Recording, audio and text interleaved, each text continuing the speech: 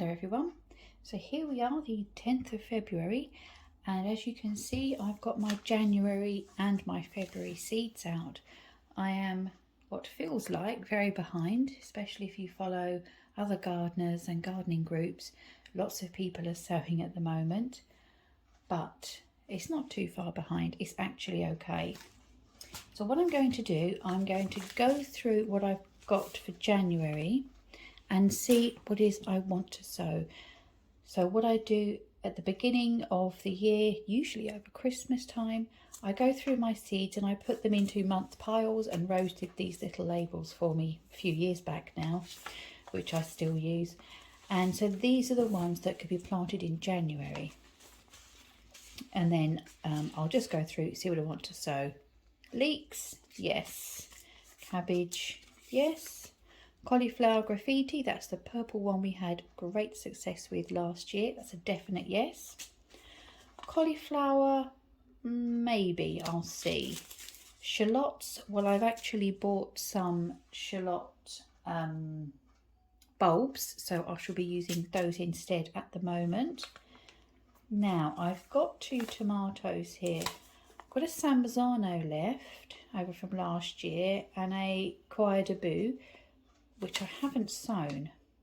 So by the end of this year, they're maybes. Onions, I'm not bothering with onions this year, I don't think. Peppers, definitely yes. And here we have the Holy Grail. I managed to get 2 tomatoes. So here we have the Crimson Plum, which is, it's an F1, but as you can see, it is the first fully blight resistant plum tomato. Plum tomatoes are what we like to use because we use them for sauce. So yes, to have a blight resistant one, normally I would grow the San Marzano for sauce. That is sort of the #1 sauce tomato. But like many other people, last year we lost our entire crop. It was a really wet year, and if you were a first-time gardener last year, then bless you, and you know, let's hope it was a very rare experience, but it was a dreadful year for gardening and most people's tomatoes got blight. I lost 60 plants, so that was our year of tomato supply gone. This year I'm going to do the blight resistant plum, and I've also got somewhere a blight resistant cherry. Let me see if I can go and find it. Right, here they were in my February pile. Yeah, so I've just got 2 packets of each, the Crimson Plum and the Lizano. So that is a blight resistant cherry. So they're a definite yes. 10 seeds in the pack in those. I don't know if it says how many seeds are in this one. Doesn't say on the packet, but I got 2 packets anyway. Right, moving swiftly on. Let's have a look at the February pile. Musselburgh, that's leeks. So yes. Carrots. So we've got our nonce, we've got our Amsterdam forcing. I'm just flipping through these. Boston dwarf French bean. Some more peppers. That's a general mix there. Some more tomatoes, Rio Grande. I won't sow those. Some more leeks. Won't do those. Lettuce, yes. Basil, yes. Inca berries, maybe not this year. I think Rose is sick of eating Inca berries at the minute, so we'll give it a break. Now, what's the difference in our cabbages? We've got a Duncan and a Golden Acre.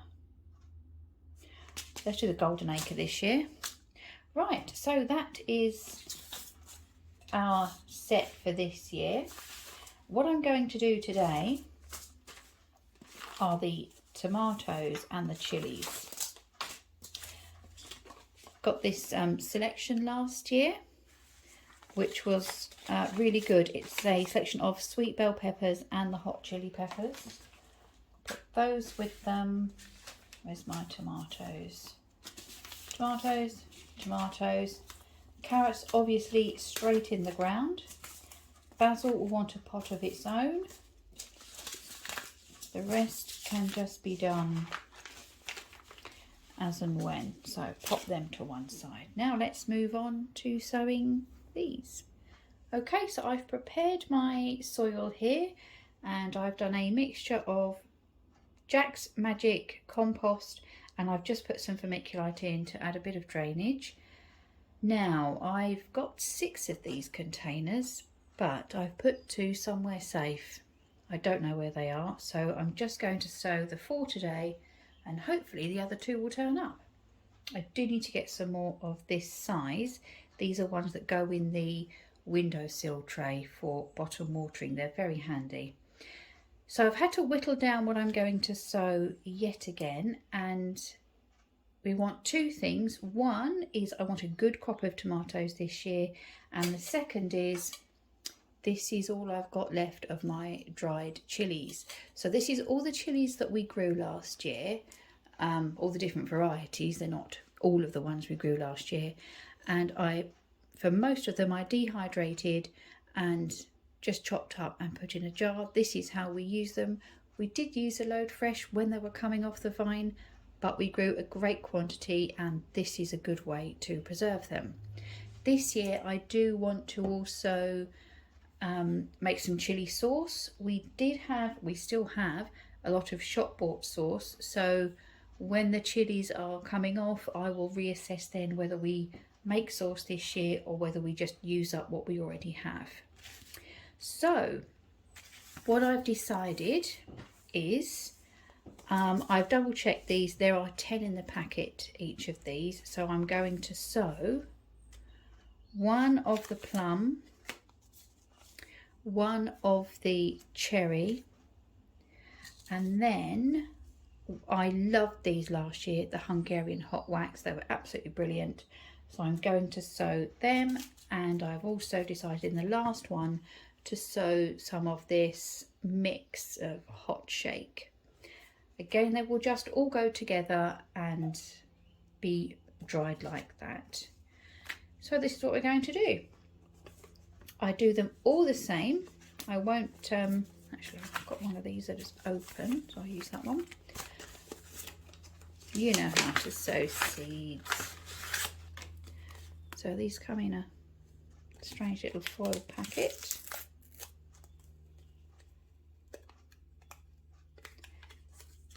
Have you sown your tomato seeds yet? Are you growing chilies?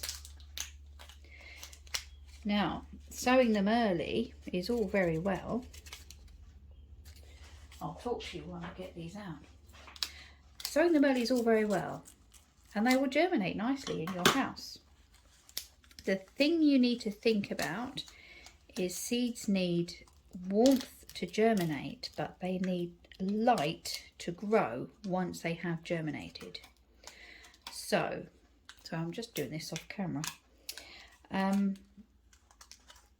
What you need to do is think about where they're going to get their light after they've germinated. And you know, if you don't have a light set up, then maybe you don't want to be sowing them early January. I mean, we have a nice bright conservatory, which is great. Obviously it gets lots of light. However, you know, earlier in the year, we're sort of sorting out okay now. What you need to think about is the length of daylight that we get. You know, we're still getting the dark. We were still getting the dark evenings. What's the time now? It is 20 past 5, and here in Kent it is still light. So you know what, we're doing all right. Now, I'm missing a seed in this packet. Well, that will give me something to complain about later, won't it? I'm just kidding. I don't mean I'm actually going to complain, but Right, so I have just laid these on the top, and then I just sprinkle some vermiculite over the top. The seeds are tiny, and the smaller or bigger the seed depends on the depth that you want to bury it. So tomatoes are very small, so I've found success if I don't cover them with compost and I just give a light coating of the vermiculite. And the other tip I can give is to water them from the bottom. I will give these a spray over the top, and then they will just be watered from the bottom in the tray. So I'm going to label this one before I forget what it is. That one is the Crimson Plum. And then I'm just going to do the other 4 and then I'll come back. And there we are, they're all done. I did sow both packets of the Crimson Plum. I thought, well, I'll prick them out obviously when they get their true leaves. I only sowed 1 packet of the Lizano cherry tomatoes. There was actually 15 in a packet there, despite saying there was 10. Both packets of the Crimson Plum only had 9 seeds in. There was lots of the chili hot wax mix. And then I sowed whatever I had left from last year of the Hungarian hot wax. Now I'm just going to get their container.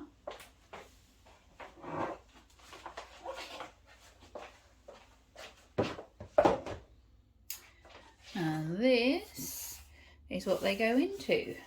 I'll just move these out of the way. There we go. Now I'm just going to put these in. I'm just putting them in the on the camera for now, but what I will do is how I do these is these will go on my windowsill now. I don't want to carry it about with water in it. I just literally lift up the middle one, pour some water in, pop that back on. Now this also comes with these nice little Propagator lids which fit on. Actually, I knew that would be too tall, that one.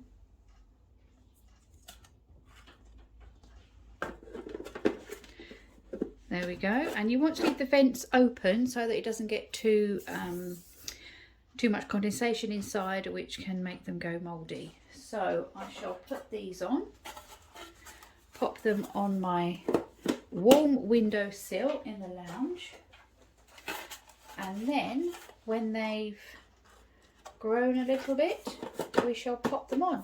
But for now I need to tidy up because it is dinner time. Just going to pop the last of the tomatoes in there, and hopefully I'll find those other 2 trays soon. Now I'm going to leave this video here today. I really just wanted to show you this holy grail of blight resistant plum tomatoes. I've not seen them before. It's my first year growing this particular variety. Not seen the blight resistant plum before. So if you haven't already, please subscribe and make sure you select to be notified every time we upload a video, and then you can see how they do as the weeks go on. Take care everybody. Thanks for watching. Bye bye.